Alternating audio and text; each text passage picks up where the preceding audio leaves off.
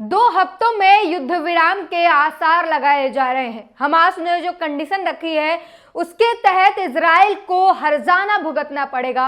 बावजूद इसके इजराइल अपनी हरकतों से बाज नहीं आ रहा।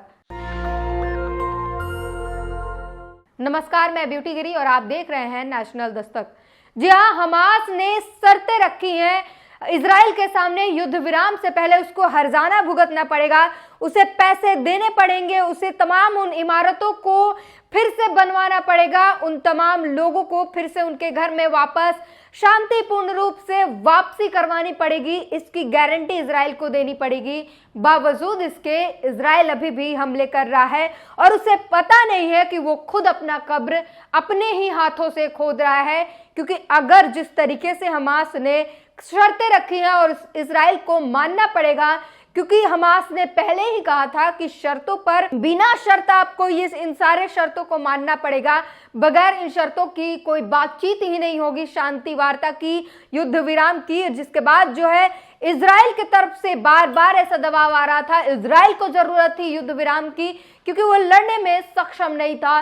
और अभी भी इजराइल ये दिखाना चाहता है दुनिया को कि वो लड़ने में सक्षम है। इस दिखावट में वो अपना ही नुकसान कर रहा है, अपना ही कब्र खोद रहा है। आपको बता दें कि अभी भी गाजा में लड़ाई जारी है, अभी भी गाजा में हमले जारी हैं, जिसमें हमास लगातार इजराइल के सैनिकों को मात दे रहा है। हमास लगातार इजराइल के कई सैनिकों को धूल चटा रहा है, नाक को चने चबवा रहा है। इजराइल हर संभव हर प्रयास में अपने नाकाम हो रहा है, लेकिन इजराइल को ये चीज समझ नहीं आ रही। उसे दुनिया की दिखावटी दुनिया में जो वो है, उसमें दिखावटी के चक्कर में वो अपने हाथों से अपना कब्र खोदने में लगा हुआ है। उसे ये समझ नहीं आ रहा है।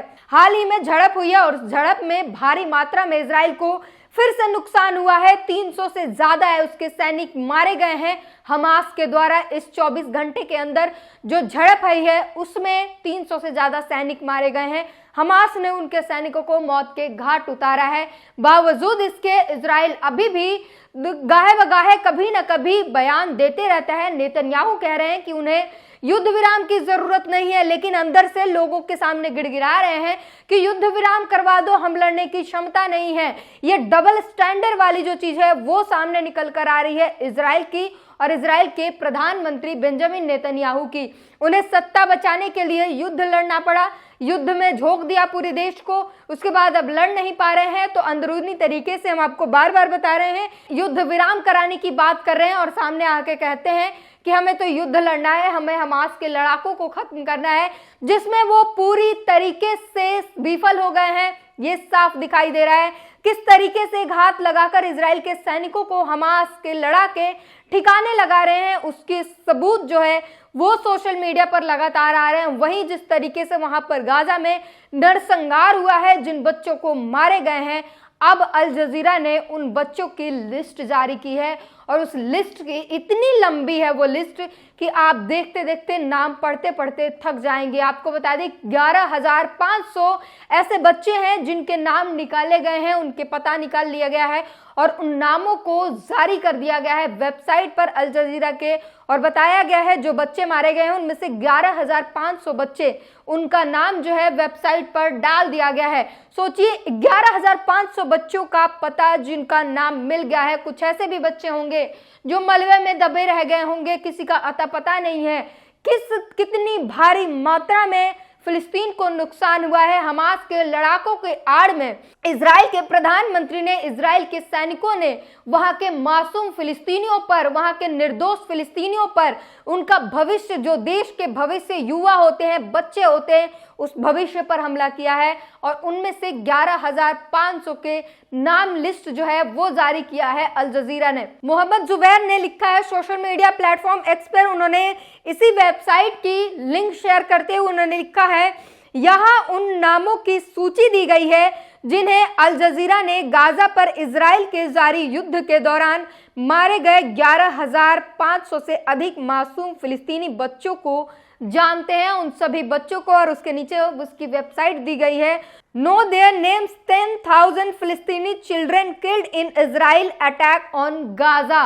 लगातार जिस तरीके से ये हमले चल रहे हैं उसमें जो बच्चे मारे गए हैं, सिर्फ बच्चे, उनकी लिस्ट जारी की गई है, उनके नामों की सूची दी गई है। जो बच्चे मारे गए हैं इनमें कई ऐसे बच्चे होंगे जो लापता होंगे, जिनकी पहचान नहीं हो पाई होगी। तो सोचिए कितनी बड़ी संख्या में जो है एक देश के भविष्य को नष्ट किया गया है उनके बच्चों को मारकर। हमास तो सिर्फ बहाना था इजराइल के सनकी तनाशाह प्रधानमंत्री को, इजराइल के जो है तानाशाह को सिर्फ फिलिस्तीन के भविष्य पर अटैक करना था, फिलिस्तीन के मासूम जनता पर अटैक करना था, फिलिस्तीन के आम नागरिकों पर अटैक करना था और बहाना दिया था हमास के लड़ाकों का। निष्पक्ष प्रतिदिन ने लिखा है, इजराइल हमास के बीच संघर्ष अभी भी जारी है। इस लड़ाई में अब तक इजरायली रक्षा बल IDF के 225 जवानों की मौत हो चुकी है। दक्षिण गाजा में हमास के खिलाफ संघर्ष में 24 साल के सार्जेंट फर्स्ट क्लास सिमोन येहुआ असुलिन की मौत हो जाने की खबर है। लगातार जो है अपडेट मिल रहे हैं, लगातार सोशल मीडिया पर ये खबरें बताई जा रही हैं और वो अपडेट गाजा से निकल कर आ रहे हैं कि किस तरीके से इजराइल की सैनिकों पर हमास के लड़ाके भारी पड़ रहे हैं। उन्हें हर तरीके से नुकसान देने में हमास के सैनिक सक्षम है। उनके पास छोटे छोटे हथियारों से इजराइल के बड़े बड़े हथियार और गोले बारूद को वो मात देने में सक्षम है। और उनके इजरायली सैनिक जो वेल ट्रेंड है, इजराइल जिन्हें दुनिया में ढिंढोरा पीटता है कि उनकी सैनिक वेल ट्रेंड है, उनके पास बड़े बड़े हथियार हैं जिसका सामना कोई नहीं कर सकता। उन सारे हथियारों की और उन सारे वेल ट्रेंड नौजवानों की फौज की धूल निकालकर, हवा निकालकर रख दी है हमास की एक छोटी सी टुकड़ी ने। अपने छोटे छोटे रॉकेट के माध्यम से उन सारे तगड़े हथियारों की हवा निकालकर रख दी है। और अभी जो है इस वक्त की ये सबसे बड़ी खबर है जिसमें 225 इजरायली सैनिक जो है वो मारे गए हैं। और वहीं अगर आप बात कर ले इजराइल के घटिया हरकतों की, तो लगातार इंटरनेशनल कोर्ट के कहने के बावजूद इजराइल ने गाजा तक सहायता सामग्री नहीं पहुंचने दी। और उसके बाद इतना ही नहीं, उसे सड़कों पर रोका गया और रोकने के बाद उस पर हमले करके उन सारे चीजों को, सहायता जो किट थी, उन्हें बर्बाद कर दिया गया है।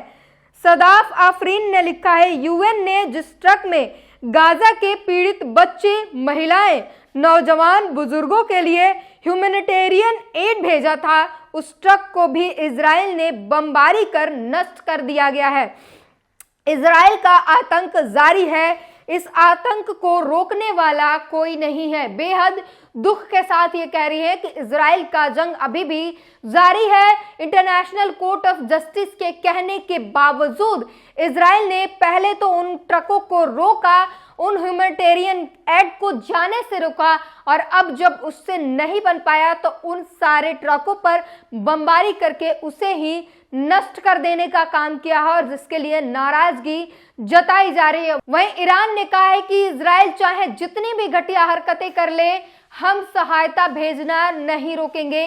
गाजा में फिर से तीसरी खेप जाएगी गाजा के मासूमों के लिए, गाजा के उन बच्चों और महिलाओं और बुजुर्गों के लिए जिन्हें दवाइयों की जरूरत है, जिन्हें सहायता की जरूरत है, उन्हें सहायता किट जो है फिर से भेजी जाएगी। इजराइल की साजिश जो है वो उम्मीद जताई जा रही है कि एक ना एक दिन इजराइल नाश होगा, इजराइल के जो मंसूबे हैं वो बर्बाद होगा और हम जो है कामयाब होंगे। कब तक लड़ता रहेगा, कब तक ह्यूमैनिटेरियन एड को बर्बाद करेगा, हम भेजते रहेंगे, ये किट जाना नहीं रोकेंगे। हम सहायता में लगातार जुड़े हैं और जुड़े रहेंगे।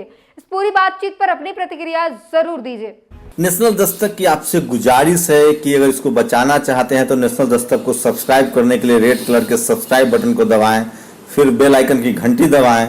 नेशनल दस्तक को बचाने के लिए बहुत जरूरी है कि हर खबर को शेयर करें, लाइक करें, कमेंट जरूर करें।